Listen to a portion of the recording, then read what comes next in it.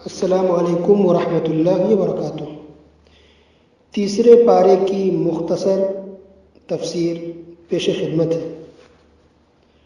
شروع میں اللہ سبحانہ و تعالیٰ نے یہ بیان کیا کہ رسولوں کو رسولوں پر فوقیت حاصل ہے، یعنی رسول پیغمبر سب ایک درجے میں نہیں ہے، کسی کو کسی پر فضیلت حاصل ہے۔ اور پھر یہ ہم سب کو معلوم ہے کہ ان رسولوں میں سے کچھ اولو العزم رسول ہیں، اور پھر ان میں سے بھی سب سے افضل رسول، سب سے افضل پیغمبر امام الانبیاء ہمارے آخری پیغمبر محمد صلی اللہ علیہ وسلم ہے۔ پھر اللہ سبحانہ و تعالیٰ نے صدقہ خیرات کرنے کا حکم دیا کہ اللہ کی راہ میں خرچ کرو۔ اسی طرح اس پارے کے اندر ایک آیت ہے جو پورے قرآن میں سب سے عظیم ہے، اور وہ آیت الکرسی۔ اس کی فضیلت بہت ساری ہے، اس میں سے ایک یہ ہے کہ جو انسان رات کو اس کو پڑھ لیتا ہے شیطان سے محفوظ رہتا ہے۔ ایک دوسری حدیث کے اندر یہ ہے کہ جو انسان ہر فرض نماز کے بعد آیت الکرسی پڑھے گا، موت کے علاوہ کوئی بھی اس کو جنت میں جانے سے نہیں روک سکتی۔ اللہ اکبر۔ اس آیت الکرسی کے اندر اللہ کے نام اور اللہ کی صفات ہے، اللہ کی کرسی کا ذکر ہے۔ بہت عظیم آیت ہے یہ۔ اس کا ترجمہ، اس کا معنی مطلب ہر مسلمان کو پڑھنا اور سمجھ لینا چاہیے۔ اللہ تعالیٰ عرش پر ہے، آسمان پر ہے، اور عرش تمام مخلوق میں سب سے بڑی مخلوق اللہ تعالیٰ کا عرش ہے۔ اسی طرح اس کے اندر ایک آیت ہے لا اکراہ فی الدین، اسلام کے اندر کوئی زبردستی نہیں، یعنی زبردستی ہم کسی کو مسلمان نہیں بنا سکتے اور نہ ہی بنانا چاہیے، لیکن اسلام کی دعوت ہر ایک کو دینی چاہیے۔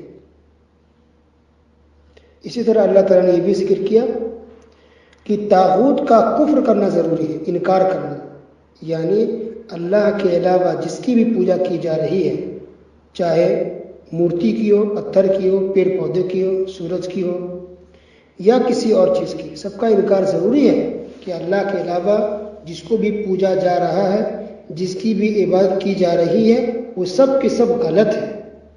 اسلام کے علاوہ جتنے بھی دھرم ہیں سب غلط ہیں، صرف اسلام دھرم ہی سچا اور صحیح دھرم ہے۔ یہ پورا یقین ہونا چاہیے ہمیں۔ اگر کوئی یہ سمجھے کہ اسلام تو صحیح ہے لیکن دوسرے دھرم کے لوگ بھی صحیح ہیں، دوسرا دھرم بھی صحیح ہو سکتا ہے، اگر یہ شک ہے تو یہ کافی نہیں ہے آپ کے مسلمان ہونے کے لیے، بلکہ انکار کرنا پڑے گا، سب غلط ہے، سب شرک اور کفر کر رہے ہیں، صرف اسلامی سچا اور صحیح دھرم ہے۔ اسی طرح اللہ سبحانہ و تعالیٰ نے اس کے اندر ابراہیم علیہ السلام کا واقعہ ذکر کیا۔ اس وقت کا جو بادشاہ تھا اس نے کہا میں بھی رب ہوں، میں بھی پیدا کر سکتا ہوں۔ تو ابراہیم علیہ السلام نے اس سے کہا کہ ٹھیک ہے، تم اپنے آپ کو رب ہونے کا دعویٰ کرتے ہو تو مغرب سے سورج نکال کر کے دکھا دو۔ سورج مشرق سے نکلتا ہے، مغرب میں ڈوبتا ہے، یعنی پچھم میں۔ تو ابراہیم علیہ السلام نے کہا کہ تم مغرب سے سورج نکل کے دکھا دو۔ تو پھر وہ ہکا بکا رہ گیا، حیران رہ گیا، اور اس کی بولتی بند ہو گئی۔ اسی طرح سے اس کے بعد اللہ تعالیٰ نے دو واقعہ بیان کیا ہے اس بات کے لیے کہ اللہ تعالیٰ موت دینے کے بعد زندہ کرتا ہے اور زندہ کرے گا۔ قیامت کے دن سب کو اللہ زندہ کرے گا، مرنے کے بعد سب کو زندہ ہوگا۔ اس بات کے لیے دو واقعہ اللہ نے پیش کیے۔ پہلا واقعہ یہ کہ ایک آدمی گزرا ایک ایسی بستی سے جس کے سارے لوگ مر گئے تھے۔ اس آدمی نے کہا کہ تو مر چکے ہیں، اللہ اس کو کیسے زندہ کرے گا؟ تو اللہ تعالیٰ نے اس کو بھی موت دے دی۔ 100 سال تک وہ آدمی مرا رہا، اس کو اللہ نے زندہ کیا۔ اس کو اللہ نے پوچھا تم کتنے سال تک مرے رہے؟ تو اس نے کہا 1 دن یا 1 دن سے بھی کم۔ تو اللہ سبحانہ وتعالیٰ نے کہا کہ نہیں، تم پورے 100 سال، 100 سال تک مرے رہے۔ اللہ اکبر۔ پھر اللہ نے کہا دیکھو اپنے کھانے کو، اپنے سامان کو، کوئی چیز بدلی نہیں ہے، سب صحیح ہے، صحیح سلامت ہے۔ یہ ہے سورہ بقرہ آیت نمبر 259۔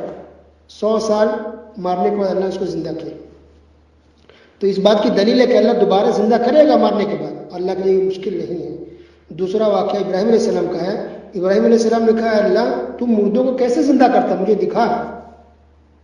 تو اللہ تعالیٰ نے کہا 4 پرندے کو لے لو، اس کے ٹکڑے ٹکڑے کرو اور الگ الگ پہاڑوں پر ڈال دو، پھیلا دو، اور تم اسے آواز دو، دیکھو سب اچانک فوراً تمہاری آواز پر دوڑتے چلے آئیں گے۔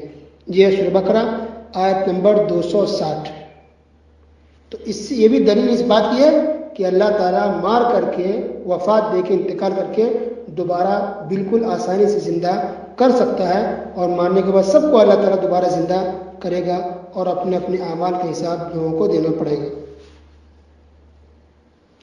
اسی طرح اس کے بعد اللہ تعالیٰ نے اللہ کی راہ میں خرچ کرنے کا ذکر کیا، صدقہ خیرات، اللہ کی راہ میں خرچ۔ تو اس تعلق سے صدقہ خیرات کیا جائے، اللہ کی راہ میں خرچ کیا جائے، ایک آیت میں نہیں، تقریباً 10 آیتوں میں اللہ نے بیان کیا۔ اللہ اکبر۔ تیسرے پارے کی شروعات میں تقریباً 10 آیتوں میں اللہ نے صدقہ خیرات، اللہ کی راہ میں خرچ کرنے کا بیان کیا ہے۔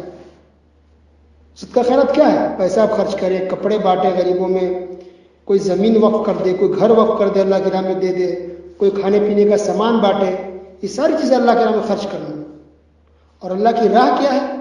مسجد ہے، مدرسے ہے، غریب ہے، فقیر ہے، مسکین ہے، محتاج ہے، کوئی بھی ہو، جو بھی ضرورت مند ہے اس کو آپ دیتے ہیں اللہ کی راہ میں ثواب کے لیے، اللہ کو خوش کرنے کے لیے، یہ سب اللہ کی راہ ہے۔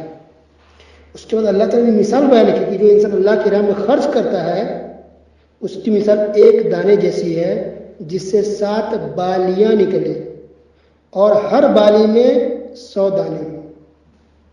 اللہ اکبر۔ یہ مثال ہے اللہ کی راہ میں خرچ کرنے والوں کی۔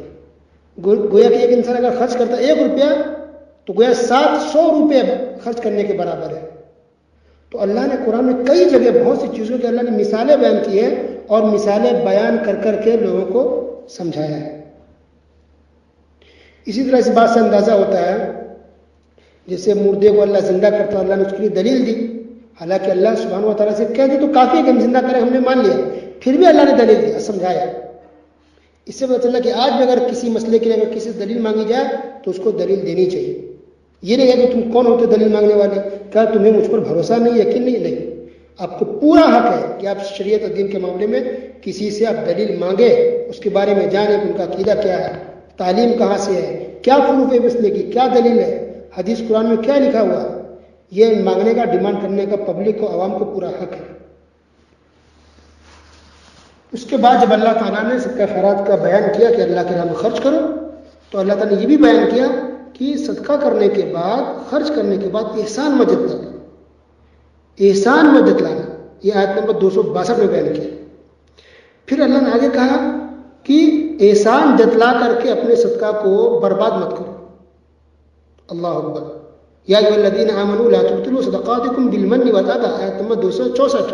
اس سے پتہ چل رہا کہ اگر آپ غریب کو، مسکین کو پیسے دیں، خرچ کریں اور احسان جتلا دیں یا تکلیف دیں، ٹال مٹول کریں، پریشان کریں، دوڑائیں ان کو، تو اس سے آپ کو ثواب ہو سکتا ہے کہ نہ ملے اور آپ کا یہ برباد ہو جائے یہ اعمال۔ نبی کریم صلی اللہ علیہ وسلم کی ایک حدیث بھی ہے، صحیح مسلم کی روایت ہے، قیامت والے دن 3 آدمیوں سے اللہ تعالیٰ کلام نہیں کرے گا، بات نہیں کرے گا۔ ان میں سے ایک ایسا شخص ہوگا جو احسان دنیا میں جتلاتا تھا۔ اللہ اکبر۔ اسی طرح کی آیت یہ ہے، اللہ نے کہا کہ شیطان تمہیں فقیری سے دھمکاتے ہیں، فقر و فاقہ، غریب ہو جاؤ گے، مسکین ہو جاؤ گے، اس کا وعدہ دلاتے رہتے ہیں، دل میں ڈر اور خوف ڈالتا رہتا ہے شیطان، اور بے حیائی کا بھی شیطان حکم دیتا ہے۔ اسی لیے انسان کو ڈرنا اور گھبرانا نہیں چاہیے، رزق دینے والا اللہ سبحانہ و تعالیٰ ہے۔ اس کے بعد اللہ تعالیٰ نے سود کا بیان کیا، سود بیاج۔ آپ کو پتا ہے کہ سود بیاج کتنا حرام ہے، اسلام کتنا بڑا گناہ ہے۔ سختی سے اللہ نے منع کیا کہ کوئی بھی انسان، کوئی بھی مسلمان سودی لین دین نہ کرے، حرام قرار دیا۔ اس کے بعد اللہ نے کہا کہ کسی کو پتہ چل گیا یہ حرام غلط ہے، اس کے باوجود بھی اگر وہ حرام کی طرف آتا ہے، سودی لین دین کرتا ہے، فَأُولَٰئِكَ أَصْحَابُ النَّارِ هُمْ فِيهَا خَالِدُونَ، ایسے لوگ جہنمی ہیں اور ہمیشہ جہنم میں رہیں گے۔ سورہ بقرہ آیت نمبر 275۔ اللہ اکبر۔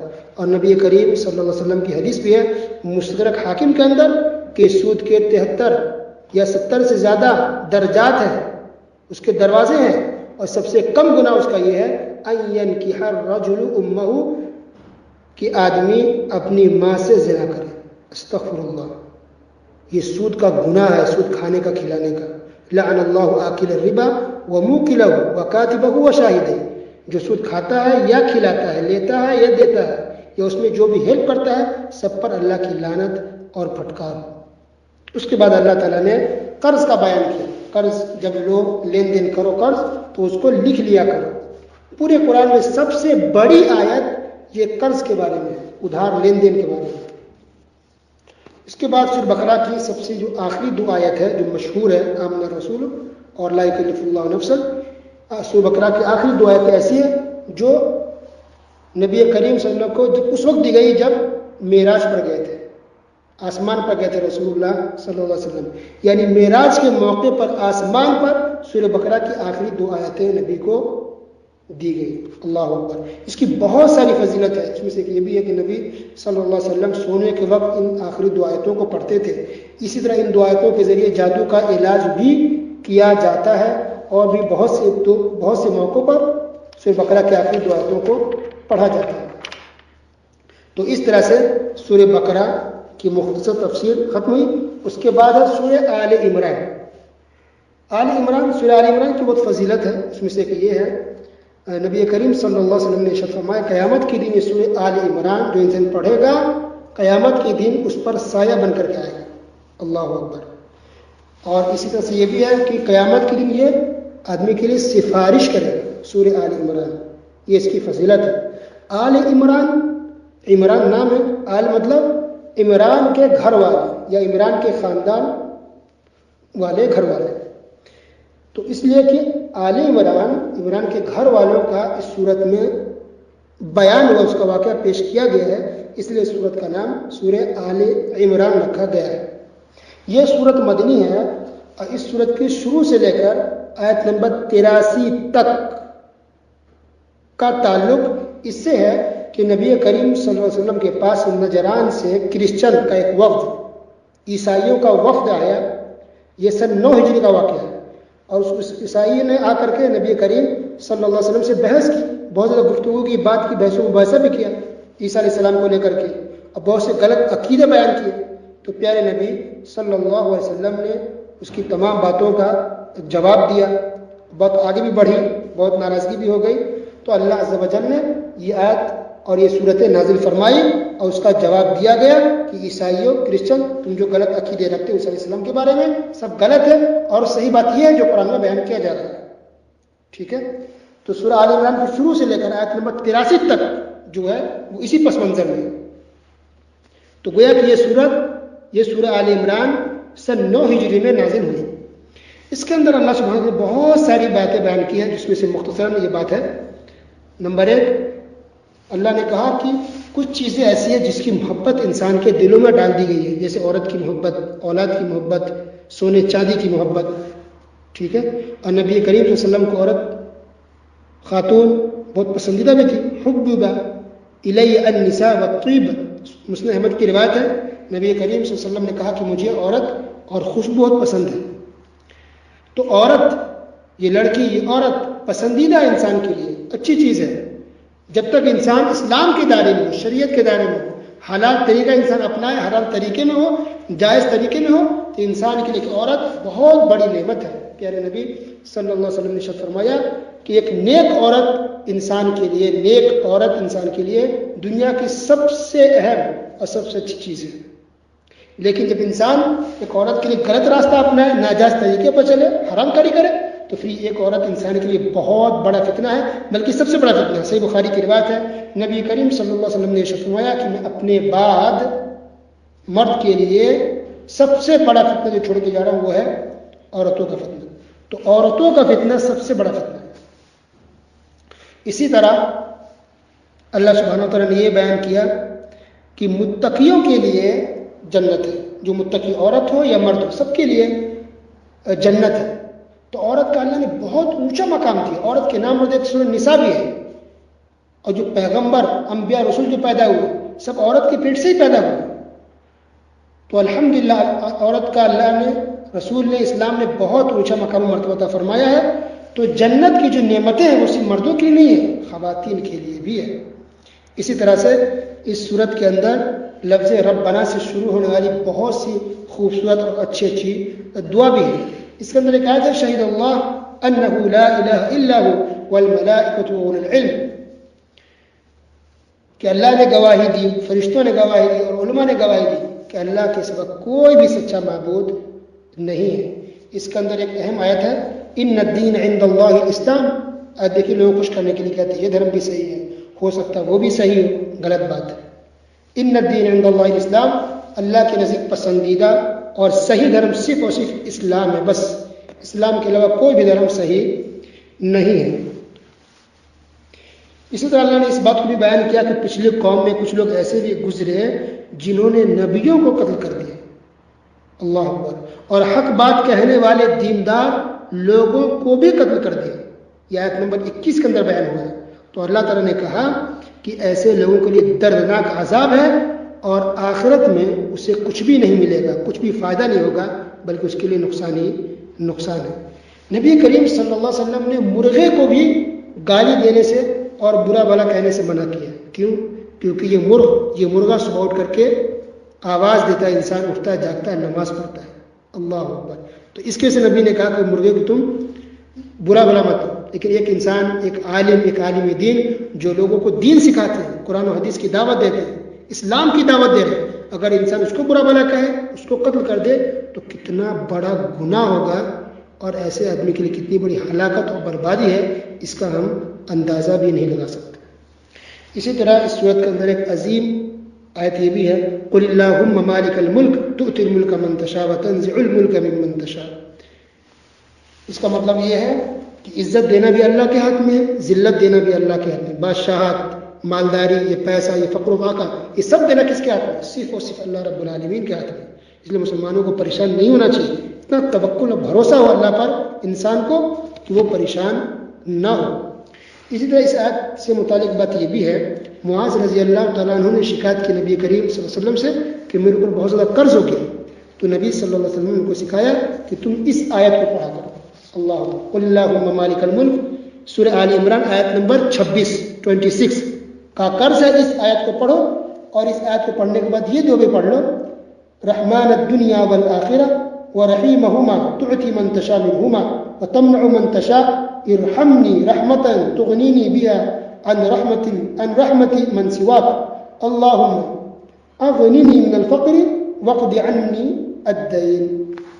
پھر نبی کریم صلی اللہ علیہ وسلم نے فرمایا کہ اگر اس آیت کو اور اس دعا کو پڑھ لو گے تو احد پہاڑ کے برابر بھی اگر تمہارے پاس قرض ہو تو وہ بھی اللہ تعالیٰ ختم کرا دے گا. الحمدللہ. اسی طرح اللہ تعالیٰ نے اس بات کو بیان کیا کہ جو انسان کچھ بھی برا کرتا ہے یا اچھائی کرتا ہے، ساری چیز کو انسان دیکھ لے گا. ساری نیکیوں کو انسان دیکھ پائے قیامت کے دن اور ساری برائیوں کو جو انسان دنیا میں کرتا تھا اس کو قیامت کے دن دیکھ لے گا. اسی طرح کے اندر اس کی صورت کے اندر ایک اہم آیت یہ بھی ہے، اللہ نے کہا کہ اگر تم مجھ سے محبت کرتے ہو تو نبی کی پیروی کرو. اللہ سے محبت ہے تو نبی کی پیروی، نبی کی اتباع کرے، نبی کے راستے پر چلے تو اللہ تعالیٰ بھی اس سے محبت کرے گا. اس صورت کے اندر مریم علیہ السلام کی پیدائش کا ذکر ہے. دیکھیے دنیا کے اندر 5 خواتین بہت عظیم ہیں، بہت عظیم ہیں. ان میں سے ایک ہے آسیہ فرعون کی بیوی، مریم علیہ السلام، خدیجہ رضی اللہ عنہ، عائشہ رضی اللہ تعالیٰ عنہ اور فاطمہ رضی اللہ تعالیٰ عنہ. یہ 5 خواتین کی بہت زیادہ اسلام کے اندر فضیلت ہے. تو اللہ سبحانہ و تعالیٰ نے اس صورت کے اندر مریم علیہ السلام کی پیدائش کا ذکر کیا ہے نمبر 36 میں. مریم علیہ السلام کی ماں نے یہ دعا مانگی تھی، منت مانگی تھی کہ اللہ اگر مجھے اولاد ہوا، بیٹا ہوا تو تیری راہ میں وقت کر دے خدمت کے لیے. تو اتفاق سے بیٹی پیدا ہو گئی تو پھر بھی انہوں نے دے دیا کہ ہم نے منت مانی تھی لیکن بیٹی ہوئی تو کوئی بات نہیں. تو یہ مریم علیہ السلام یہ خدمت کرتی تھی مسجد میں. مفسرین لکھا کہ مسجد اقصیٰ میں رہتی تھی، خدمت کرتی، مسجد کی صفائی کرتی، مسجد کی دیکھ بھال کرتی تھی. تو ان کی ماں نے ان کو اللہ کے راہ میں وقت کر دیا کہ دین کی خدمت کرے، اللہ کے گھر کی صفائی اور ان کا خیال رکھے. ٹھیک ہے. تو اس بات کا اس کے اندر ذکر ہے کہ مریم علیہ السلام کی پیدائش ہوتی ہے اور ان کی ماں نے منت مانگی تھی کہ اللہ کے راہ میں ہم دے دیں گے. ان کی پیدائش کے بعد زکریا علیہ السلام نے ان کی دیکھ ریکھ کرنے کی، ان کی کفالت کی ذمہ داری لی تھی. زکریا علیہ السلام پیغمبر بھی تھے اور ان کے خالو بھی تھے۔ مریم علیہ السلام کے گھر میں یعنی ان کے روم میں جہاں ان کا حجرہ تھا، ان کے روم میں پھل فروٹس آ جاتے تھے۔ زکریا علیہ السلام نے دیکھا، کہا کہ یہ کہاں سے آ گیا، یہ تو میں نے لا کے دیا نہیں۔ تو انہوں نے کہا کہ اللہ کی طرف سے۔ گویا یہ کرامت تھی، معجزہ تھا اللہ سبحانہ و تعالیٰ کی طرف سے کہ بغیر کسی کے لایا خریدے ہوئے خود بخود اللہ کی طرف سے ان کے روم میں پھل فروٹس، پھل میوے پہنچ جاتے تھے۔ یہ کرامت تھی، یہ اللہ کے اللہ کا فضل و کرم تھا۔ زکریا علیہ السلام بوڑھے تھے، انہوں نے دعا کہ اللہ مجھے بھی اولاد دے، تو اللہ نے بڑھاپے میں ان کی دعا کو قبول کی اور ان کے گھر بیٹا پیدا ہوا، ان کا نام تھا یحییٰ۔ تو یحییٰ علیہ السلام اور عیسیٰ علیہ السلام دونوں ایک ہی زمانے کے تھے، لیکن یحییٰ علیہ السلام تھوڑے ان سے بڑے تھے۔ اس واقعہ کو بیان کرنے کا مقصد یہ ہے کہ اللہ سبحانہ و تعالیٰ نے کہا کہ نبی کریم صلی اللہ علیہ وسلم سے کہ اس واقعے کے وقت یعنی مریم علیہ السلام پیدا ہوئی، اس واقعات ہوئے، زکریا علیہ السلام نے ان کی کفارت کی، سارے واقعات، آپ تو اس وقت نہیں تھے، یہ تو کافی پہلے کا معاملہ ہے، تو کیسے آپ کو پتہ چلا؟ ضرور اللہ نے بتایا، کسی نے بتایا، اس کا مطلب آپ نبی ہیں، اللہ آپ کو بتا رہا ہے۔ تو نبی کی نبوت کو ثابت کرنے کے لیے، رسالت کو ثابت کرنے کے لیے یہ واقعہ بتایا گیا۔ اس سے اچھا اسے بھی پتہ چل رہا ہے کہ گویا کہ نبی صلی اللہ علیہ وسلم عالم الغیب نہیں تھے۔ عالم کہتے ہیں نبی پیغمبر عالم الغیب تھے، پتہ چلا کہ عالم الغیب نہیں تھے، خود اللہ کہہ رہا کہ آپ تو وہاں پر نہیں تھے، اس واقعے کے وقت نہیں تھے، آپ وہاں حاضر ناظر نہیں تھے، یہ تو اللہ نے آپ کو بتایا، اس لیے اب یہ واقعہ آپ یہاں مسلمانوں کو یا کافروں کو سامنے پیش کر رہا ہے کہ دیکھیے یہ کیا معاملہ ہے۔ تو نبی عالم الغیب نہیں تھے، جب تک اللہ انہیں نہیں بتاتا انہیں کسی بات کا بھی علم نہیں ہوتا تھا۔ عالم الغیب صرف اور صرف اللہ رب العالمین ہے۔ اسی طرح اللہ تعالیٰ اس صورت کے اندر عیسیٰ علیہ السلام کے معجزے کا بھی ذکر کیا، یعنی مختلف پیغمبروں کو اللہ نے الگ الگ طرح کے معجزے دیے تھے۔ موسیٰ علیہ السلام کا معجزہ الگ ڈھنگ کا تھا، نبی کریم صلی اللہ علیہ وسلم کا معجزہ الگ طریقے کا تھا، اور عیسیٰ علیہ السلام کا معجزہ الگ طریقے کا تھا۔ تو عیسیٰ علیہ السلام جو اللہ نے معجزہ دیا وہ علاج سے متعلق تھا، میڈیکل علاج۔ تو بڑے بڑے ڈاکٹر جو اس وقت میڈیکل کا بہت رواج تھا عیسیٰ علیہ السلام کے زمانے میں، بہت لوگ علاج کرتے، بہت شہرت تھی اس وقت۔ تو بڑے بڑے ڈاکٹر جس بیماری کا علاج نہیں کر پاتے تھے، عیسیٰ علیہ السلام اللہ کے فضل اور اللہ کی توفیق سے وہ علاج کر دیتے، وہ آدمی ٹھیک ہو جاتا تھا۔ جس کو برس کی بیماری، سفید بیماری ہوتی، عیسیٰ علیہ السلام اس کو ٹھیک کر دیتے۔ کسی کو کوڑ کی بیماری ہوتی، اللہ کی توفیق سے وہ بیمار انسان بھی ٹھیک ہو جاتا تھا۔ مردے کو زندہ کرتے اللہ کے حکم سے، اللہ کے حکم سے۔ یہ معجزہ تھا، بس ہمارا کسی کے اندر طاقت نہیں ہے، تو یہ معجزہ تھا۔ اسی کو کچھ بدعتیوں نے کیا لے لیا کہ دیکھو پیغمبر علیہ السلام، یہ عیسیٰ علیہ السلام جس کو ہاتھ لگاتے وہ ٹھیک ہو جاتا تھا۔ آج بھی جو بعض بزرگ ایسے جس کو چاہے ٹھیک کر دے، جس کو چاہے پریشانی دور کر دے، یہ غلط بات ہے۔ اللہ نے معجزے دیے تھے ان کی نبوت کو ثابت کرنے کے لیے، رسالت کو ثابت کرنے کے لیے، تاکہ لوگ ان پر یقین کریں، ان پر بھروسہ کریں، اس لیے تھا۔ اور آخر میں دیکھیں خود عیسیٰ علیہ السلام پر جب دشمن ٹوٹ پڑے اور ان کو قتل کرنا چاہا، یہودیوں نے سازش کی کہ ہم عیسیٰ کو قتل کر دیں گے، تو عیسیٰ علیہ السلام نے مدد مانگی مسلمانوں سے، کون میری مدد کرے گا، کون میری مدد کرے گا؟ تو کچھ مسلمان آئے ان کی مدد کے لیے، کیا ہم آپ کے ساتھ آپ کی مدد کریں گے؟ لیکن دشمن کا زور بہت تھا، دشمن بہت زیادہ تھے، تو اللہ سبحانہ و تعالیٰ نے عیسیٰ علیہ السلام کو اوپر اٹھا لیا آسمان پر، اور عیسیٰ علیہ السلام کی شکل کا دوسرے انسان کو بنا دیا، اور دشمنوں نے، یہودیوں نے اس دوسرے آدمی کو سولی پر چڑھا دیا، اور وہ یہ سمجھنے لگے کہ ہم نے عیسیٰ علیہ السلام کو مار دیا، سولی پر چڑھا دیا، جبکہ حقیقت یہ ہے کہ وہ دوسرا آدمی تھا عیسیٰ علیہ السلام کی شکل کا، اور عیسیٰ علیہ السلام کو اللہ نے زندہ آسمان پر اٹھا لیا ہے، اور قیامت سے پہلے اللہ رب العالمین دوبارہ عیسیٰ علیہ السلام کو دنیا میں بھیجیں گے۔ یہ کئی حدیث سے، متواتر حدیثوں سے ثابت ہے۔